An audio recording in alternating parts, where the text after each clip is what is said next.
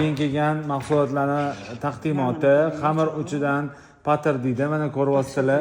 Men bir narsani aytaman, Nilufarxon, mana chinnilar bo'lsa maslahatlashmaydi. Lekin u nima bo'ladi? Qozon bo'ladi, taxtakachlar bo'ladimi?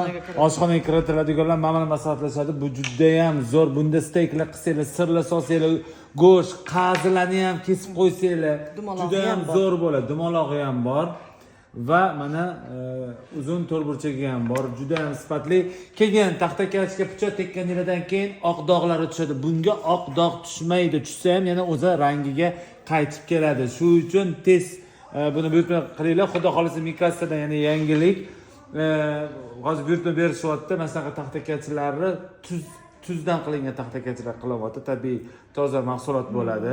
Go'sht to'g'riysizlarmi, nima qilsanglar ham tuz o'zini foydasini berib, tuzlanadigan ham taxtakachilar keladi. Bu yangilik bo'ladi. Keyin yana bitta narsa, hozir letniy sezon ochilganiga, Yozgi sezon. Yozgi sezon ochilganiga ko'pchilik hozir tashqariga chiqyapti. Tashqarida aynan mana shunaqa dekorlar bilan mana shunaqa dasturxonlarni chiroyli qilib taxlashyapti.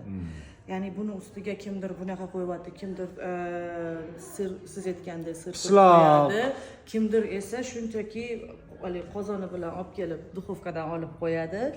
Pizzalar qo'yiladi va undan tashqari mana shunaqa letniyga ham dasturxoninglarni ustiga prosta takkanda qo'yib qo'ygani eng chiroyli dala gullarini ham qo'ysangiz chiroyli. Taxtakach sotaman.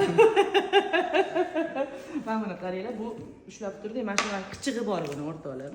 Bu prosta dekor emas. Bu aynan ichiga kiradi. Tushundingiz?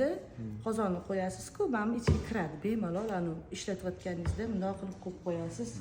Cho'mich-po'michlaringizni ham, любой narsangizni ham qo'yaverasiz.